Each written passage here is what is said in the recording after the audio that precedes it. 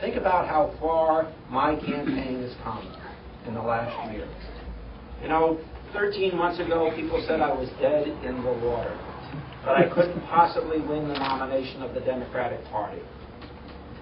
They actually said if I won my re-election for mayor last November, that should be enough for me. We never stopped believing in the future of Connecticut and working for what we believe is necessary to change the direction of this state. Delegate by delegate, town by town, going up right up to 1 o'clock, 2 o'clock on the day of the convention, we fought for Connecticut's future. Those of you who embraced me then, embrace that future. Those of you who embrace me now, embrace that future. We can change the direction of this state. We can make it work for everyday people. Working families can be better off in this state. All it requires is that we work like the Dickens from now until August 8th. And by the way, on August 9th, we work like the Dickens until November 7th, and then we'll have a Democratic governor. I'm going to be your governor. We're going to have a different state, and we are going to accomplish the things that we know need to be accomplished in this state. I want to thank you all for embracing my candidacy. Whether you did it a year ago or 5 minutes ago, we are now members of a team. The team to change Connecticut, to make it better, to make sure it works for all of our brothers and sisters in this state. That's what it's about. That's why we're going to win, and that's the message. That's what I say, and I'm sticking to it. Thank you very much. Okay, I'm here with Dan Malloy. This is a big day. You got a really big turnout here. A lot of people came out to show support for you. How do you feel about opening up your headquarters here in Danbury? Well, it's exciting. I think Danbury is a battleground. There are a lot of votes in Danbury and the surrounding communities that I think are up in the air. No one has really taken control. I think that my message will resonate with people in this part of Connecticut. Having a headquarters to work out, to contact people, to get the message out is very exciting. The turnout was unbelievable. We had about 70 people here when I was speaking earlier tonight. There's a lot of enthusiasm for this primary, for my candidacy, and making sure that we get the job done. Yeah, it's perfect. I was at the convention, actually, and I saw you with the bullhorn jumping on the chairs. You really energized the crowd a lot, and I think Danbury is one of those cities that helped you get over the top. Danbury did. I had loyal support here. I won the town at the convention. I had more delegates than John did.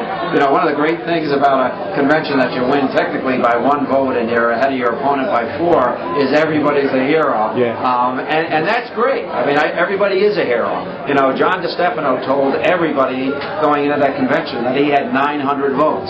Well, guess what? He didn't have 900. He had 795, and that was fewer than I had. I have a team of heroes. They all put me over the top. They all stood with me, didn't back down, and didn't give up.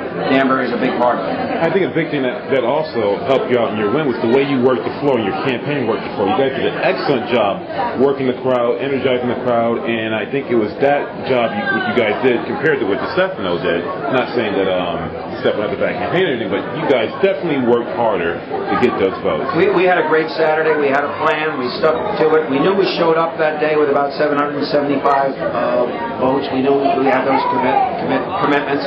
And the people who were supporting Dan Malloy, my candidacy, are passionate about it. Yeah. We want to reinvent this state.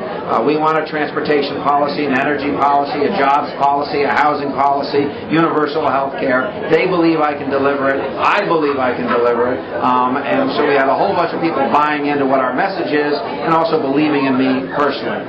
We picked up those extra 20 votes on the floor that day. Let there be no doubt about it. We fought for every one of them.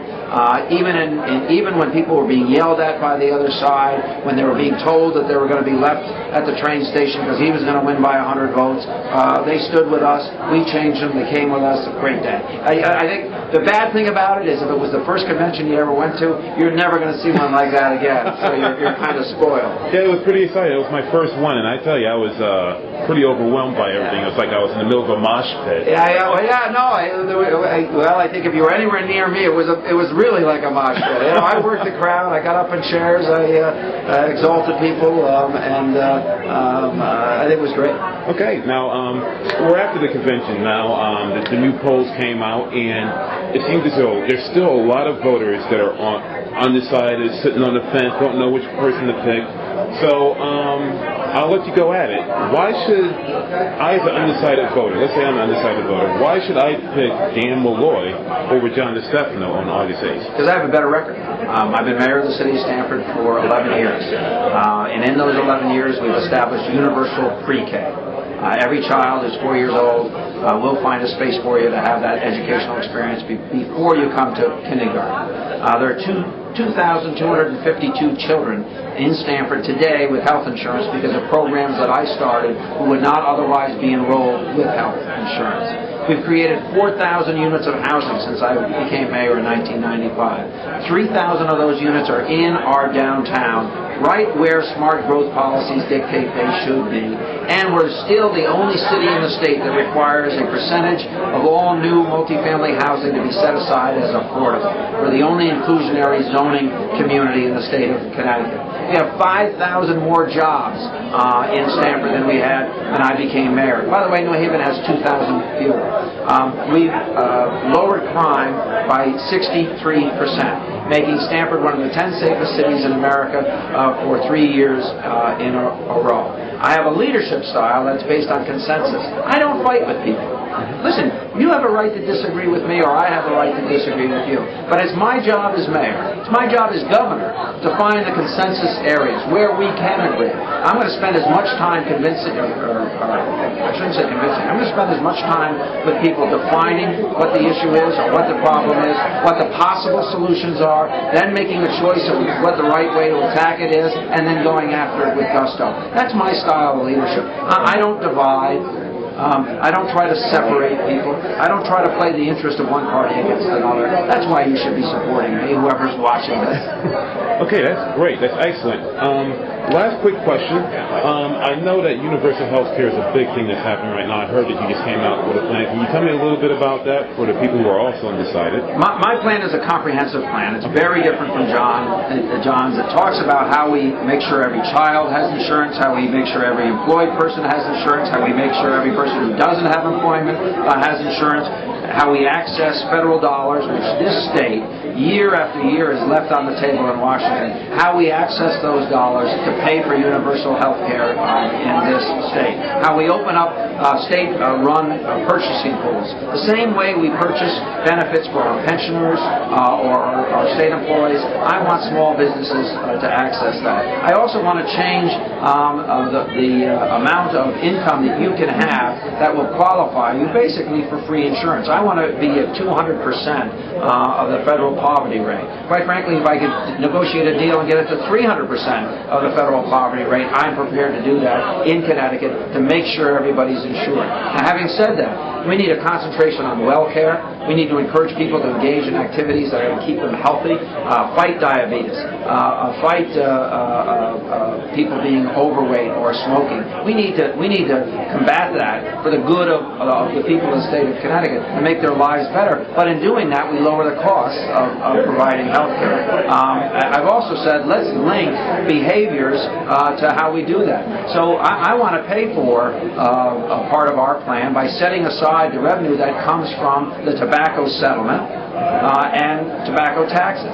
I also want to change one of the great disgraces of the Rowland and Rell administration. We rank in 49th place out of 50 states for the amount of the tobacco settlement money that goes to programs to discourage smoking. I want to change that. I want to invest in well care. And then finally, we want to lower costs of providing health care. I want to lead the drive in this nation to an IT platform for the processing of medical reimbursement. Too much paperwork, too much time and energy and personnel wasted on processing those claims. I think Connecticut could be a leader in driving down the cost by having a paperless system for reimbursement. That's what I want to build. All right, great. Okay. Now, one last quick question. I'm an undecided voter. how do I find more information on you? DanMalloy.com, and go to this website as well, yours and wherever this is appearing. But DanMalloy.com has great links. I'll respond personally if you have some questions, either through the web. I actually call a lot of people as well, so if you have personal questions. I'll be throughout the state over the next 8 weeks. There'll be a number of debates, but I think people are getting a flavor for who I am and what I'm trying to do. What you see is what you get, or to quote Popeye, I am what I am. Okay, well, thank you very much. I appreciate it.